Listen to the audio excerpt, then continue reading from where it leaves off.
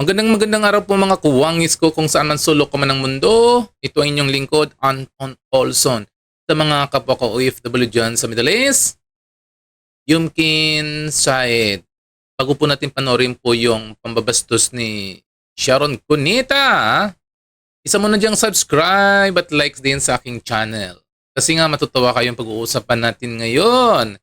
Kasi nga, nakikisaw-saw na si Sharon Cubita sa politika. Lumalabas na ang kanyang kaplastikan. Alam mo kung sino ang binastos niya? Yung kanyang binastos si BP Sara. Yung parang panay, yung sinabi niya kay Bongbong Marcos, panay na lang papori, panay papori, at ang kinikilala na lang yung kinikilala na Vice President si Sara, ni Miga Sara, hindi si BP Sara, hindi niya kinikilala. Ito, panorin po natin ang kanyang ang kanyang mga pambibwisit ni Sharon Cubita kay BP Sara. You never fail to do that. Mr. President, this is for you. Madam First Lady, this is for you, especially the first song. This is what you requested for. I'm happy to be here, sir. And sir, I have only one Vice President and my date tonight. Mali your choice, no? Sorry, okay, let's move on. Narinig nyo yung sinabi ni Sharon Cunita. Yung kinikilala niya lang Vice President ay si Kiko Pangilinan ng kanyang asawa. Diba? Isa yung kabastusan yan. Isang kabastusan niya ng ginagawa ni Sharon Cunita. Hindi po. Ako, Sharon, hindi na yan mananalungan sa pagkasenador yung asama mo kung hindi yan sa yung pag-ihirap mo na sa sali-sali sa mga meeting de avance bilang isang senador. Tapos ngayon, isa ka palang unyango. Unyango na si Sharon Cunita. Ito, panorin po natin. Ulit. Tuloy natin.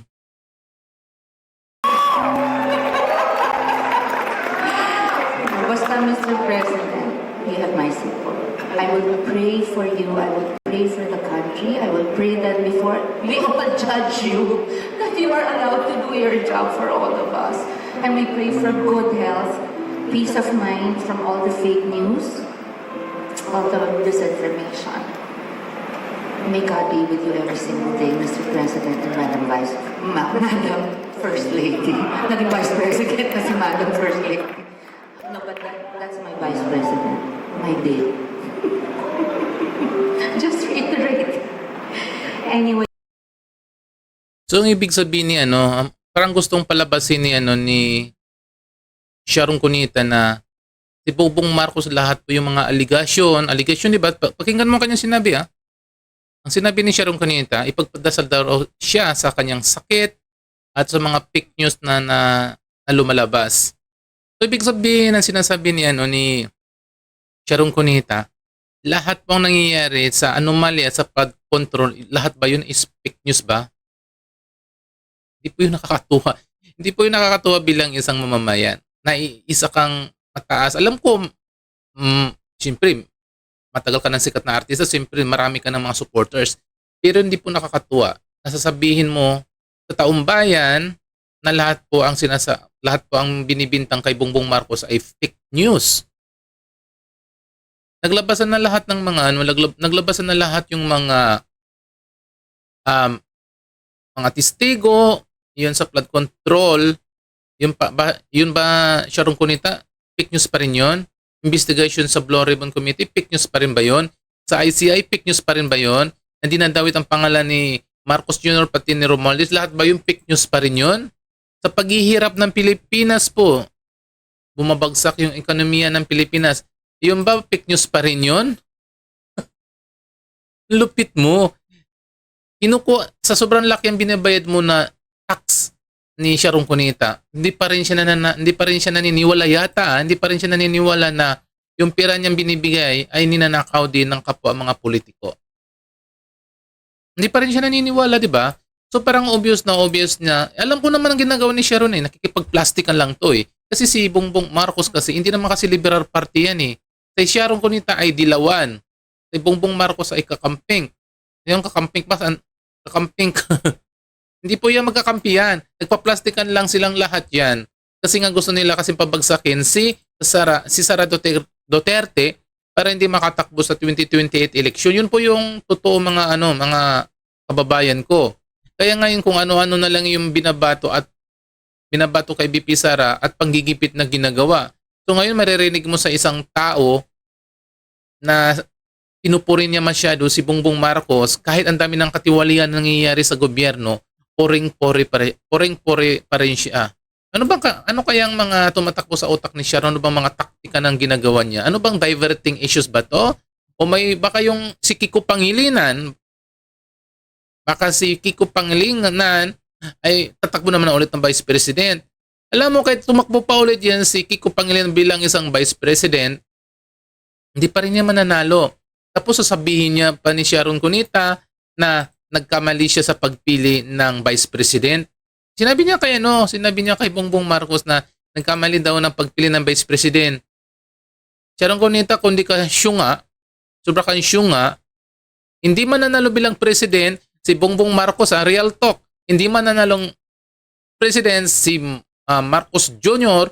kung hindi niya katandim si BP Sara. Yan po ang katotohanan. Yan po ang katotohanan.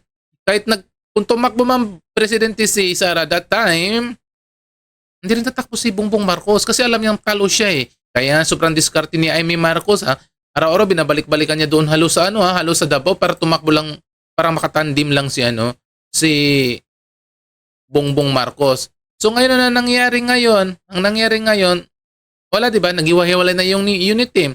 Dahil yung pala, yung sa Bongbong Marcos, pati yung mga kaalyado na, yung para may plano na pabagsakin talaga yung mga Duterte na wag tumakbo sa pagka-presidente sa susunod na election sa 2028. Kahit ngayon 2026 pa lang, pero talagang kabilat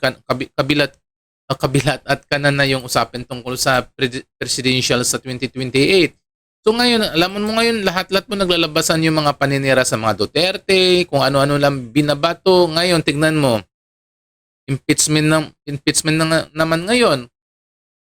Kaya lahat po yung mga kaguluhan, anomalya sa nangyayari sa gobyerno, parang dinadivert lang nila ngayon sa impeachment complaint laban kay BP Sara, which says hindi dapat mangyari yun.